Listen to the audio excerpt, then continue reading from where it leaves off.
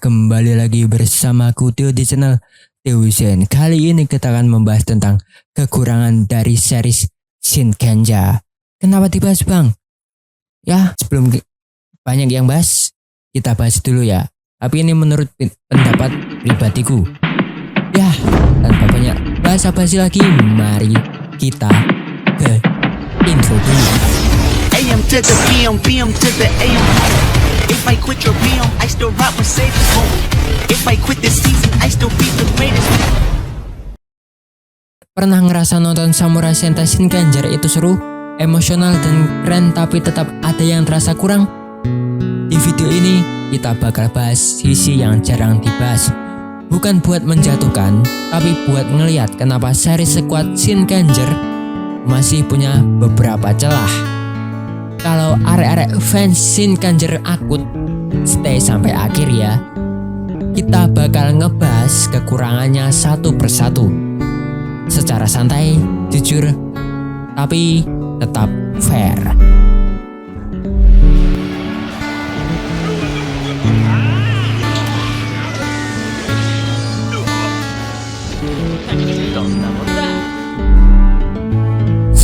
Masalah terbesar Shinkenger ada di pola cerita yang terlalu mirip di banyak episodenya. Polanya sering terasa sama. Monster muncul, tim Shinkenger bertarung, sempat terdesak lalu menang di akhir. Buat penonton lama, alur ini jadi mudah ditebak bahkan sebelum episode setengahnya jalan. Ketegangan otomatis menurun karena kita sudah bisa memprediksi hasil akhir dari pertarungan tersebut. Rasa penasaran ikut turun karena konflik jarang memberi kejutan yang besar.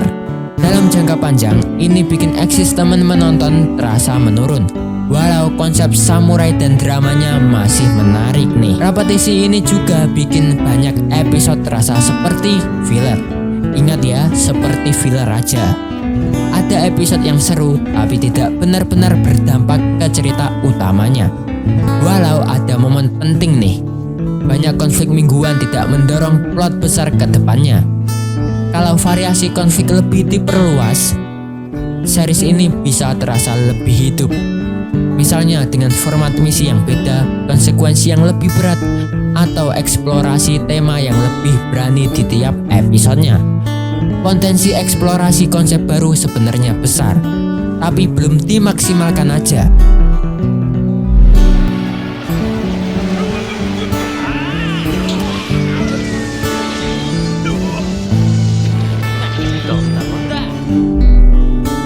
Takeru jelas jadi pusat cerita Shinkenger.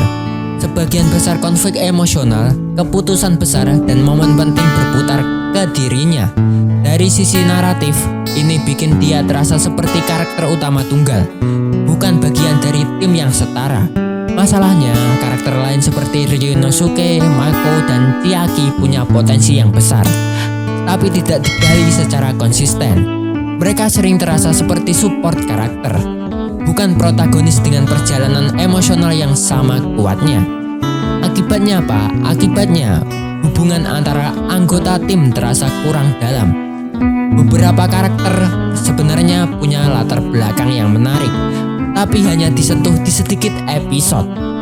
Setelah itu, perkembangannya seperti berhenti. Kalau setiap anggota tim diberi satu arc yang lebih panjang dan konsisten aja, ikatan emosional penonton ke seluruh tim bisa jauh lebih kuat.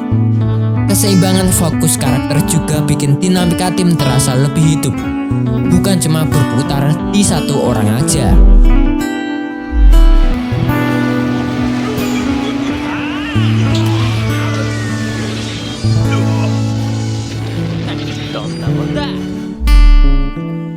Masalah lain yang cukup terasa adalah pacing cerita.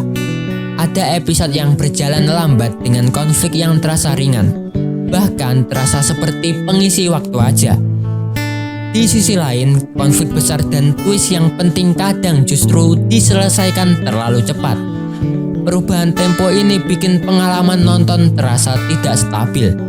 Di satu titik, penonton bisa merasa bosan. Di titik lain, cerita terasa terburu-buru dan kurang memberi ruang buat emosi berkembang. Masalah pacing juga terlihat di build up menuju klimaks utama.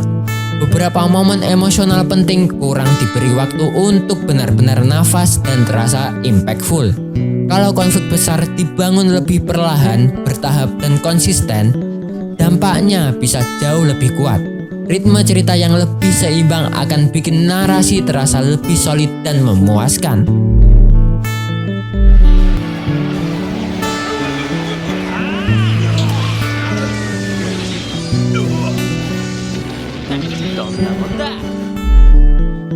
Dari sisi antagonis, banyak villain di Shinkenger terasa terlalu sederhana. Mereka sering hadir sebagai ancaman mingguan tanpa perkembangan karakter yang berarti. Motivasi mereka jarang dieksplorasi secara mendalam, sehingga villain terasa kurang memorable dibanding potensi yang sebenarnya ada. Padahal, desain visual dan konsep dunia musuh sebenarnya cukup menarik. Kurangnya eksplorasi latar belakang villain juga bikin konflik utama terasa kurang berat. Kalau antagonis punya tujuan yang lebih emosional, personal, atau filosofis, pertarungan bisa terasa jauh lebih bermakna. Villain yang kompleks bisa memperkaya tema cerita dan meningkatkan tensi drama. Konflik antara hero dan villain pun bisa terasa lebih personal, bukan sekedar pertarungan rutin.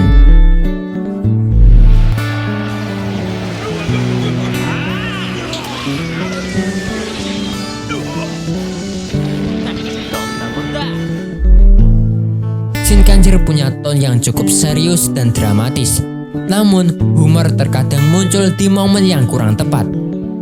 Beberapa scene komedi terasa memotong ketegangan yang sedang dibangun. Akibatnya apa? Akibatnya dampak emosional dari scene penting bisa terasa melemah. Transisi antara suasana serius dan komedi juga tidak selalu mulus, sehingga tone cerita terasa sedikit goyah. Selain itu, gaya humor tertentu terasa terlalu kartunis untuk tone cerita yang lebih dewasa. Ini bikin sebagian momen terasa tidak sinkron dengan atmosfer utama series. Humor sebenarnya tetap penting, tapi perlu dikontrol dan disesuaikan tempatnya dengan suasana dan karakternya lagi apa. Kalau keseimbangan tone lebih dijaga, Shinkenger bisa terasa lebih matang secara keseluruhan. Samurai Sentai Shinkenger tetap punya banyak kelebihan. Konsepnya yang kuat, tema emosionalnya yang bagus, dan identitas samurainya ikonik. Banyak momen yang memorable dan impactful buat fans. Namun repetisi cerita, fokus karakter yang timpang, pacing yang tidak stabil, villain yang kurang diperdalam, serta humor yang kadang mengganggu membuat potensinya belum sepenuhnya maksimal. Dengan perkembangan cerita yang lebih berani, variasi konflik yang lebih luas, dan keseimbangan tone yang lebih rapi, Shinkenger sebenarnya bisa menjadi series yang jauh lebih solid dan berkesan. Ya, itu adalah kesimpulanku dari kekurangan series Shinkenger. Ya, mungkin aku akan buat video mengenai kelebihan Shinkenger mungkin ya, ataupun yang lainnya. Ya, akhir-akhir ini banyak berita tentang tokusatsu ya, dan sempat aktor Shinken itu bicara lah ya. Nah, kalau seandainya Shinkenger punya 2 season, mungkin season yang kedua bakal diperbaiki sebaik mungkin.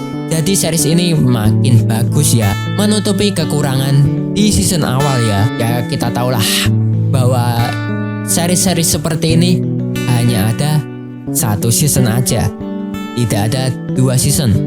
Adanya arc lah, arc pertama, arc pertengahan, dan arc akhir cerita gitu ya. Nah, kalau kalian punya pendapat lain tentang kekurangan dari Samurai Sentai Shinkenger atau yang lainnya, boleh tulis di kolom komentar. Ya, segitu dulu untuk video kali ini. Jangan lupa subscribe agar kalian tidak ketinggalan video terbaru dari channel ini. Like kalau kalian suka, dislike kalau kalian jelek, dan share video ini. Follow aku yang ada di sini. Jangan lupa senyum hari ini. Wassalamualaikum and dah.